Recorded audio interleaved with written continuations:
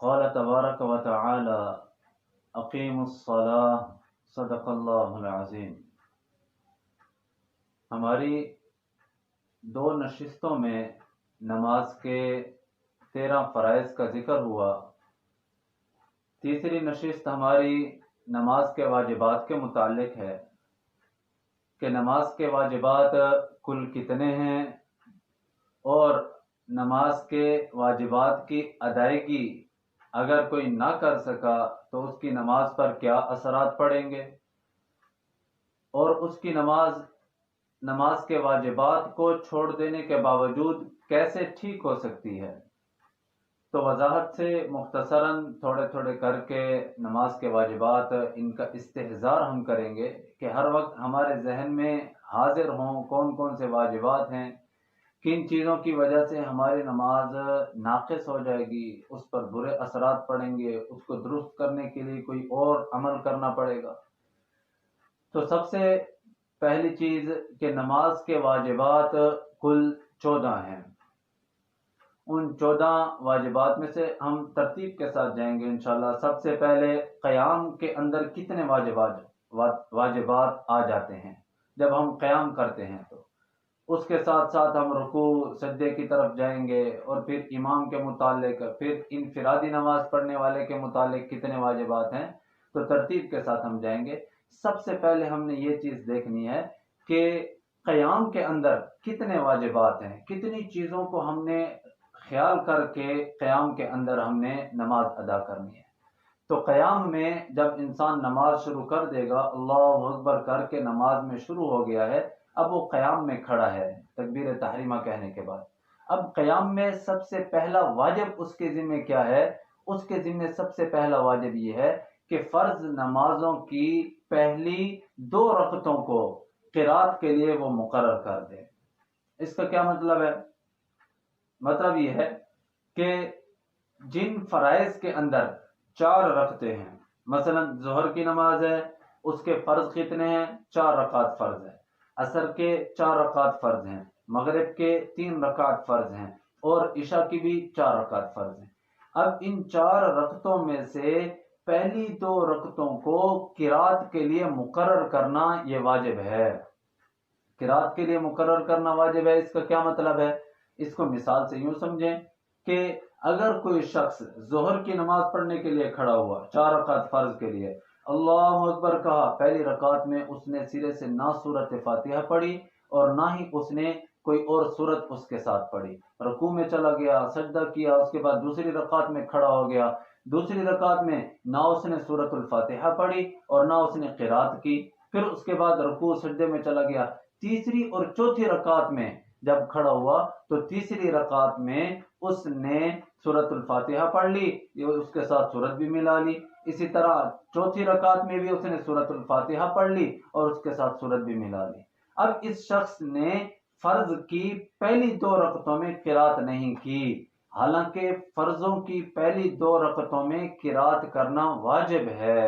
اگر کوئی شخص فرضوں کی پہلی 2 رکعتوں میں قرات نہیں کرے گا، تیسری اور چوتھی رکعت میں قرات کر لے گا، اس کا فرض تو ادا ہو جائے گا، جو ہم نے پیچھے پڑھا ہے کہ فرض قرات کرنا یہ نماز میں فرض ہے، تو فرض تو ادا ہو جائے گا، لیکن اس کی جو واجب ہے پہلی 2 رکعتوں کو قرات کے لیے خاص کرنا، اس واجب پر اس نے عمل نہیں کیا۔ اب اس کی نماز کیسے درست ہوگی؟ اگر پہلی 2 رکعتوں میں اس نے سرے سے قرات نہیں کی، تیسری اور چوتھی رکعت میں قرات کی ہے، تو واجب کے لیے حکم یہ ہوتا ہے کہ اگر واجب چھوٹ جائے یا واجب میں تاخیر ہو جائے، دیر سے واجب ادا کرے، اپنے وقت پر اس واجب کو پورا نہیں کیا، تو اس شخص کے لیے حکم یہ ہوتا ہے کہ وہ آخر میں سجدہ سہو کر لے۔ سجدہ سہو کا طریقہ یہ ہوتا ہے کہ جب 4 رکعتیں پوری کر لیں، اتحیات میں بیٹھا تو تشہد کی مقدار پڑھ لے، درود شریف نہیں پڑھے گا، تشہد کی مقدار پوری کر کے عبدہ و رسولہ یہاں تک پڑھ کے ایک طرف سلام پھیرے گا، سلام پھیر کر 2 سجدے کرے گا، اس کے بعد پھر تشہد، درود شریف اور دعا، اس کے بعد سلام دونوں طرف پھیر لے گا۔ اس سے اس کی نماز درست ہو جائے گی، اگرچہ اس نے ایک واجب کو مؤخر کر دیا تھا۔ تو یہ واجبات میں سے پہلا واجب یہ ہے کہ انسان کیا کرے، فرضوں کی جتنی بھی فرائض ہیں، فجر، ظہر، عصر، مغرب، عشاء، ان تمام فرائض میں پہلی 2 رکعتوں میں قرات کو خاص کرنا یہ واجب کے درجے میں ہے۔ اگر پہلی 2 رکعتوں میں قرات نہیں کی گئی تو واجب کو چھوڑ دیا ہے، جب تک سجدہ سہو نہیں کرے گا اس کی نماز درست نہیں ہوگی، دوبارہ اعادہ کرنا پڑے گا اگر اس نے سجدہ سہو نہ کیا۔ اگر سجدہ سہو کر لے گا تو وہ جو غلطی ہوئی تھی، خطا ہوئی تھی، اس کی تلافی ہو گئی، اس کا تدارک ہو گیا، لہذا اس کی نماز اب درست ہو جائے گی۔ یہ پہلا واجب تھا قیام کے متعلق۔ دوسرا واجب قیام کے متعلق کہ فرض نمازوں کی تیسری اور چوتھی رکعت کے علاوہ تمام نمازوں کی ہر رکعت میں سورۃ الفاتحہ کا پڑھنا یہ واجب ہے۔ فرض نمازوں کی تیسری اور چوتھی رکعت میں سورۃ الفاتحہ پڑھنا واجب نہیں، اس کے علاوہ سنتیں آپ ادا کر رہے ہیں، وتر آپ ادا کر رہے ہیں، نوافل آپ ادا کر رہے ہیں، تو سنتوں کی 4 سنتیں ہیں تو تیسری اور چوتھی رکعت میں سورۃ الفاتحہ پڑھنا واجب ہے۔ نوافل پڑھ رہے ہیں، 4 رکعت نفل پڑھ رہے ہیں تو تیسری اور چوتھی رکعت میں سورۃ الفاتحہ پڑھنا واجب ہے۔ وتر پڑھ رہے ہیں تو اس کی بھی تیسری رکعت میں سورۃ الفاتحہ پڑھنا واجب ہے۔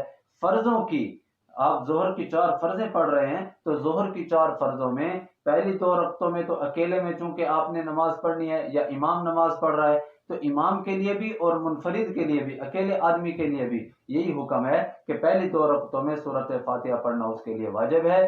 تیسری اور چوتھی رکعت میں فرض کی تیسری اور چوتھی رکعت میں سورۃ الفاتحہ پڑھنا واجب نہیں ہے۔ کوئی شخص اگر سورۃ الفاتحہ نہیں پڑھتا، صرف کوئی سبحان ربی العظیم، سبحان ربی العالی، سبحان اللہ 3 دفعہ پڑھ لیتا ہے یا اتنی دیر تک خاموش رہ جاتا ہے تو بھی اس کی نماز ادا ہو جائے گی۔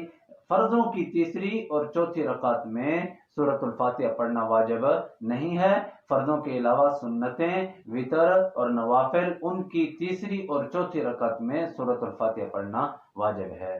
یہ دوسرا واجب قیام کے متعلق آ گیا۔ تیسرا واجب کہ فرضوں کی تیسری اور چوتھی رکعت کے علاوہ تمام نمازوں کی ہر رکعت میں سورۃ الفاتحہ کے بعد کوئی سورت یا ایک بڑی آیت یا چھوٹی 3 آیتیں پڑھنا یہ بھی واجب ہے۔ فرضوں کے اندر آپ کھڑے ہیں تو فرضوں میں تو پہلی 2 رکعتوں میں آپ نے قرات کر لی، سورۃ الفاتحہ بھی پڑھ لی، اس کے ساتھ کوئی اور چھوٹی سورت بھی پڑھ لی۔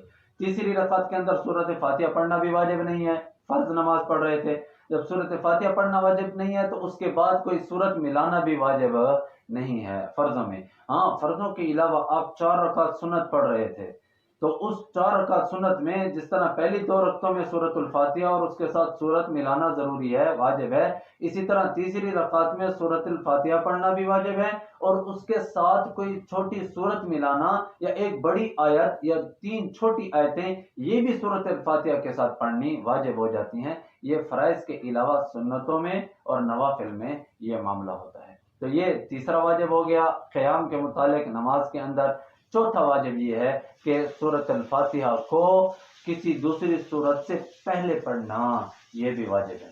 اگر کوئی شخص ایسا کرے گا کہ وہ پہلے قرات کر لے گا، پہلے سورۃ الکوثر انا اعطیناک الکوثر پڑھ لی، اس کے بعد سورۃ الفاتحہ پڑھ رہا ہے تو اس نے واجب کو مؤخر کر دیا ہے۔ حالانکہ واجب یہ تھا کہ سورۃ فاتحہ پہلے پڑھتا، اس کے بعد کوئی اور سورت اس کے ساتھ ملاتا، لیکن اس نے ایسا نہیں کیا، پہلے اس نے سورت پڑھ لی پھر سورۃ فاتحہ پڑھی تو واجب میں تاخیر ہو گئی ہے۔ تو اس واجب میں تاخیر کی وجہ سے، واجب کی ترتیب خراب ہونے کی وجہ سے اب آخر میں سجدہ سہو کرے گا تو اس کی نماز ادا ہو جائے گی۔ بہرحال یہ 4 واجبات آج کے لیے کافی ہیں۔ پہلا واجب یہ ہے کہ فرض نمازوں کی پہلی اور دوسری رکعت، ان پہلی 2 رکعتوں کو قرات کے لیے مقرر کرنا یہ واجب ہے۔ دوسرا واجب یہ ہے کہ فرض نمازوں کی تیسری اور چوتھی رکعت کے علاوہ تمام نمازوں کی ہر رکعت میں سورۃ الفاتحہ کا پڑھنا واجب ہے۔ تیسرا واجب یہ ہے کہ فرض نمازوں کی تیسری اور چوتھی رکعت کے علاوہ تمام نمازوں کی ہر رکعت میں سورۃ فاتحہ کے بعد کوئی سورت پڑھنا، بڑی ایک آیت پڑھنا یا 3 چھوٹی آیتیں پڑھنا یہ بھی واجب کا درجہ رکھتا ہے۔ اور چوتھا واجب یہ ہے نماز کے اندر کہ سورۃ فاتحہ کو سورت سے پہلے پڑھنا یہ بھی واجب ہے۔ پہلے سورۃ فاتحہ ہوگی، اس کے بعد کوئی اور سورت ملائیں گے۔ یہ 4 واجبات ہیں۔ آج کے لیے انشاءاللہ اتنا ہی کافی ہے، پھر اگلی نشست میں ہم باقی واجبات کو بیان کریں گے۔ اللہ تبارک و تعالی ان تمام واجبات کو سمجھنے کی، ان پر